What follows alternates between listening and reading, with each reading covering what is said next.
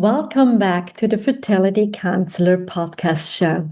Today, we are diving into a topic that almost every woman on a fertility journey will experience at some point, whether she realizes it or not: decision fatigue.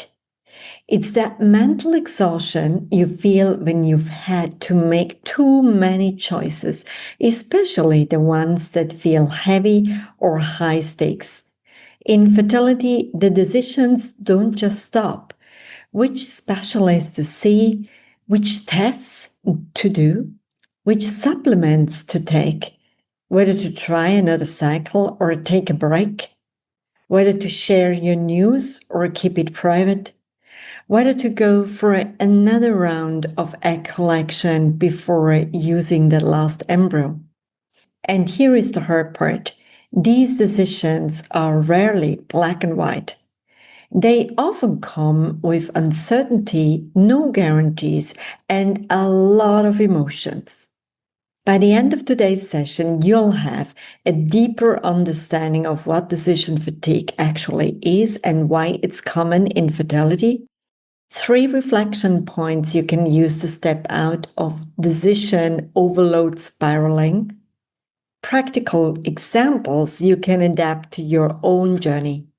So let's get started. Hello and a warm welcome to my podcast show, Your Fertility Counselor. I'm your host, Tanya Fessler, and together we will dive into all things fertility, offering support, expert insights, and practical evidence-based advice for anyone navigating their fertility journey. So grab a cup of tea and make yourself comfortable. Let's get started.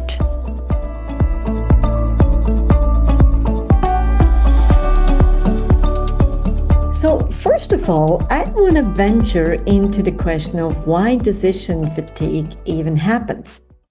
Decision fatigue isn't just a tired brain. Research in cognitive psychology shows that our mental resources for making decisions are finite each day.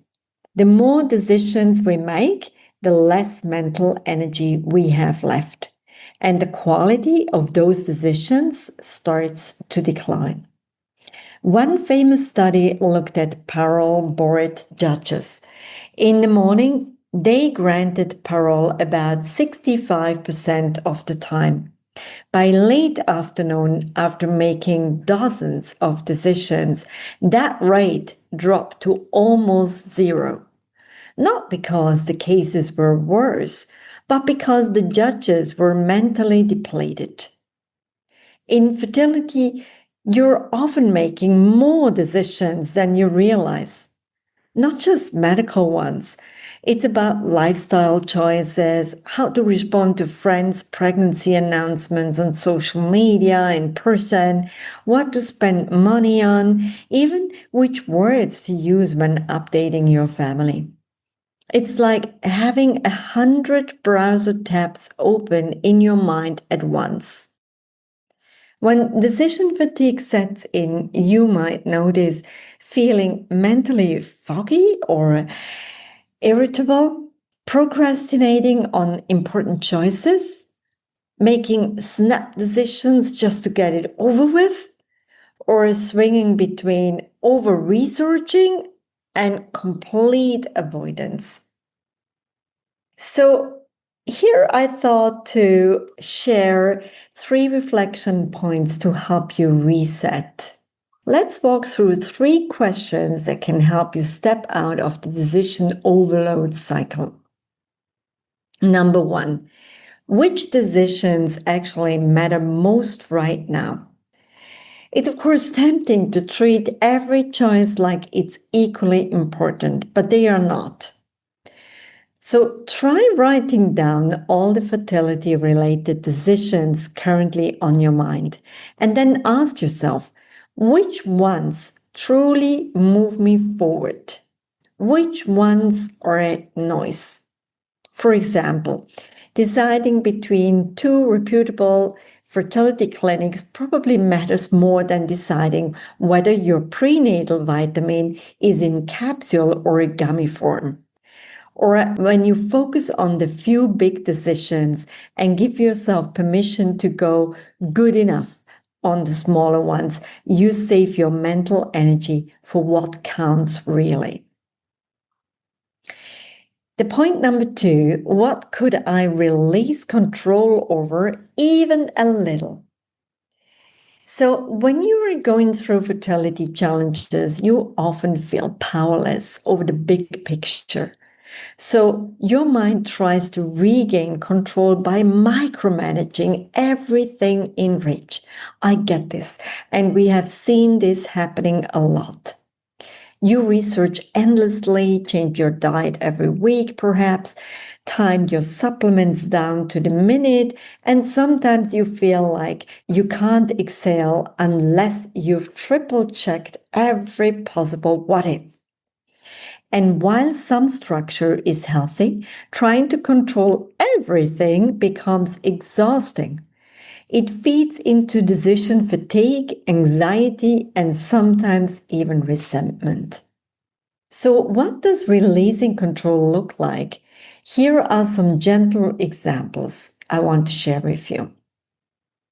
Letting go of perfect timing. Instead of stressing over having intimacy at exactly the right moment, according to 3 different ovulation apps, you and your partner could agree to a simpler rhythm. Trust one main method and let go of the rest. Trusting your medical team. It might mean saying, I'll allow my doctor to make certain medication decisions without me researching every possible alternative for hours. You can still ask questions, of course, but you don't have to carry the mental burden of every decision alone. Simplifying your diet approach. Instead of following a strict, ever-changing list of fertility-approved foods, you could focus on a few nourishing basics and enjoy an occasional treat without guilt. And that's especially important for those that feel they want to have once in a while that glass of wine, that feel they want to have a cup of coffee. It's totally fine to have it. And this is the most important, when you enjoy your cup of coffee or your glass of wine, then please just do it with your heart and with the full joy of socializing with your friends. If you feel that guilt is hovering over your mind or head when doing that, then leave it. Simply leave it, because it means that it's interfering with your heart and mind. Pausing the constant tracking. Give yourself one cycle without temperature charts, OBKs, and symptom spotting. Notice how much mental space that frees up for joy and connection. This is especially important for couples that have been on that fertility journey for some time, where intimacy is no more fun. It's a must, it's a to-do, it's one of the things that you have to tick off your box. And if it goes down that road, I highly, highly recommend for you to take a pause. Take a holiday, so to say, from that fertility path, because it's not healthy for your mind and body. And also, it can have an impact on your relationship and the way how intimacy feels between you and your partner. Outsourcing small tasks, whether it's meal prep, laundry, or booking appointments, letting someone else take care of certain details can release a surprising amount of tension. And maybe your partner is just waiting to take over some of these responsibilities and will be more than happy to support you with these tasks. And here is the truth. Releasing control doesn't mean you are not committed. It means you are creating breathing space for your mind and body. Finally take that deep breath and just release and know that research backs this up. A 2018 study in human reproduction found that women who practiced mindfulness and reduced over-monitoring of their cycles reported significantly lower stress levels, which in turn improved their emotional well-being and resilience through treatment. This is truly the key during a fertility path: how to keep yourself mentally and emotionally in a good space. So let's move on to reflection point number 3, the last one I would love to share with you. How can I build in rest between decisions? Think of your decision-making ability like a muscle. If you overwork it, it fatigues. But if you rest it, it recovers. This might look like scheduling big fertility decisions earlier in the day when you are fresh, giving yourself 24 hours before committing to a choice, unless it's urgent, of course, and creating a decision-free zone, like Sunday afternoons where you and your partner agreed to no fertility talk. Also, sometimes we discuss to have like mini meetings per week so that you can list all your topics that are fertility related and have 2 evenings where you and your partner go for a walk and discuss those points while walking. I will share more about why walking is such a magic wonder to do, and you will be surprised what it does to your brain and to your emotions. So sometimes even taking a week where you don't make any new decisions about your fertility can be deeply restorative. You're allowed to step back and refill your mental tank. Wow, doesn't this sound amazing? For all of those, if you're feeling drained by constant fertility-related decisions, please know this: you are not failing. You are simply human. Decision fatigue is a real researched phenomenon, and it's not a reflection of your commitment or your worth. This week, I invite you to try one of these reflection points. Number 1, focus on only the most important decisions. Number 2, experiment with releasing a little control, and please let us know how that works.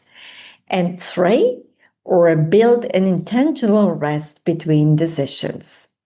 Please let us know which one you chose, or maybe you chose to work on all 3. Good for you. It doesn't matter. It's about getting you moving and shifting from where you are now. So if you pick one of these 3 reflection points, I assure you that there will be a shift, a positive one for you for sure. Small shifts can make a huge difference to how you feel day to day. And if this episode resonated with you, you might enjoy our upcoming ones. We'll be exploring more about the walking, making decisions, communication with your partner, but also managing grief while still trying, and how to navigate medical system with more confidence and clarity. Until next time, take a deep breath. You're doing better than you think. I'm so proud of you. Thank you for tuning in, and I can't wait to hear back from you. Till then, have a wonderful week. Thank you for joining me on this episode of the Fertility Counselor podcast. Remember, you are not alone on this journey. If you need support or have any questions, reach out to us via email at inquiries@counselingconnects.com. Don't forget to follow us on social media @Fertility Connects. We'd love to hear from you. If you want to learn more about us and the services we offer, head to www.fertilityconnects.com. And if you're looking for support beyond fertility, visit www.counselingconnects.com. Take care, and we'll see you in the next episode.